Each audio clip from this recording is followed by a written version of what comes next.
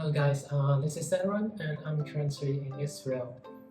这支影片呢是我第一次尝试用影片的方式呈现哦，所以如果有任何的想法或者建议，都欢迎在下方留言让我知道哦。我主要想透过这支影片呢，告诉大家我为什么选择 Aaron Solomon 当做我教练班的教练的原因，以及他有什么样的过人之处，让我远从台湾特地飞过来跟他学习哦。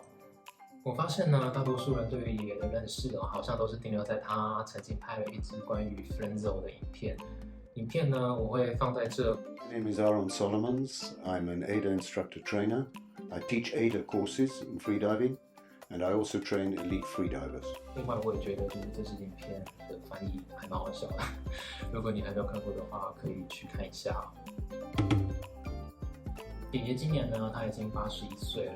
然后我记得他好像是从1992年开始吧，跟我同一年啊，就是我1992年出生，然后他从那个时候就已经开始在玩自由潜水了。他同时是多位自由潜水世界纪录保持者的导师，也曾经是担任多个自由潜水教育系统的创立者。所以可想而知，就是爷爷在自由潜水这一方面的知识以及经验，真的是相当的足够哦。我认为自由潜水呢有2个阶段非常的重要哦。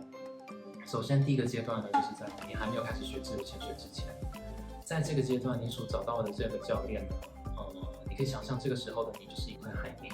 这位教练他所教给你的任何知识、任何观念，都是在帮你打基础。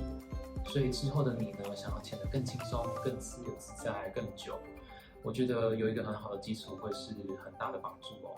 再来是第2个我所认为也是蛮重要的阶段，就是在教练这个时候。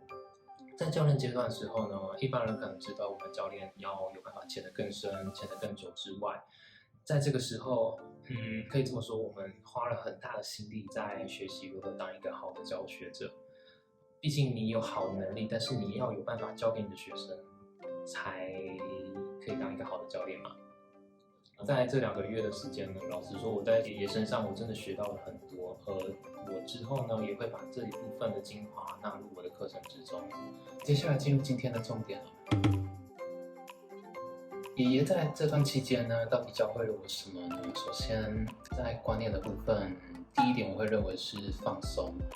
自由潜水呢，其实是一个还蛮违反常理的运动啊。你要想，今天你要去到一个更深的地方，这个过程中你要踢蛙鞋，你要闭气，你要平压，你要做这么多的事情。可是，在这个同时，你又要能够放松。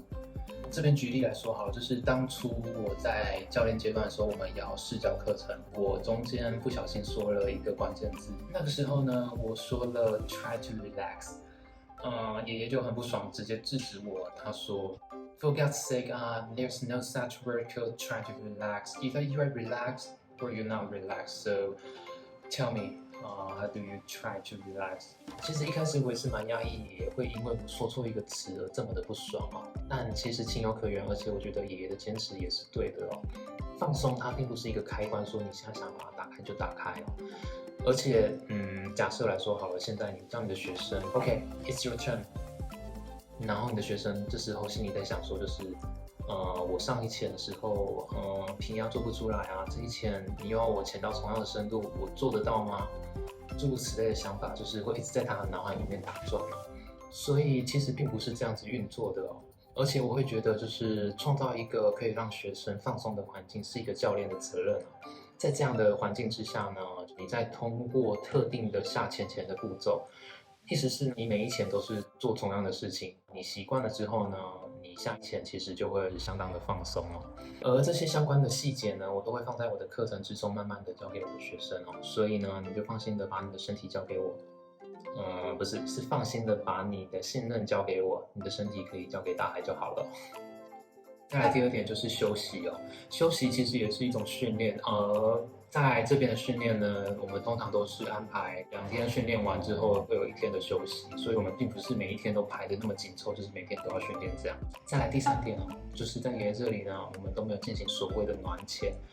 暖潜的意思就是呢，假如今天你的目标深度是30米好了，可能你的教练会帮你设定20米的热身，就是热身。其实，在刚来到这边的时候，对于不暖潜就要下潜到目标深度，我会很不习惯，甚至是恐惧，也因此觉得自己需要更久的时间来做准备。但在经过几次训练调整习惯之后，我发现其实就像爷爷说的，第一潜你也可以达到目标深度，甚至状况没有任何的不适，一切都很好。OK， 再来第4点观念就是 CO2 table 以及 O2 table 的部分哦。爷爷他会觉得 CO2 table 可能适合初学者，但是并不适合进阶的潜水者。你一直持续去练 CO2 table 的话，你的呼吸反应会来得更早，而这对于你要潜更深，并不是一个很好的现象哦。OK， 再来是训练的方式。第一点呢是闭气走路，我觉得爷爷在这一块其实他还蛮着重的，因为相较于就是静态闭气来说，你在下潜的时候，其实你要做很多的动作，包含踢蛙鞋啊，或者是你的手要动啊，然后这些东西其实都是在耗氧。那么，闭气走路就会相对于静态来说，就是一个比较好的训练方式哦。再来第2点就是 RV training。RV training 全名是 Residual Volume Training。爷爷呢，他会觉得这是针对就是进阶者的部分，并不适合初学者来做练习哦。爷爷也针对这个拍了一个影片，我记得有2部吧，我也会贴在下方，如果有兴趣的人呢可以去看。OK， 以上呢就是我今天想要分享给大家的资讯哦。如果你还没有追踪我的话，麻烦帮我按下追踪，并且分享标记给身边可能对自由潜水有兴趣的朋友。如果你对于自由潜水有任何的疑问，都欢迎在下方留言或者私讯让我知道。So see you next time.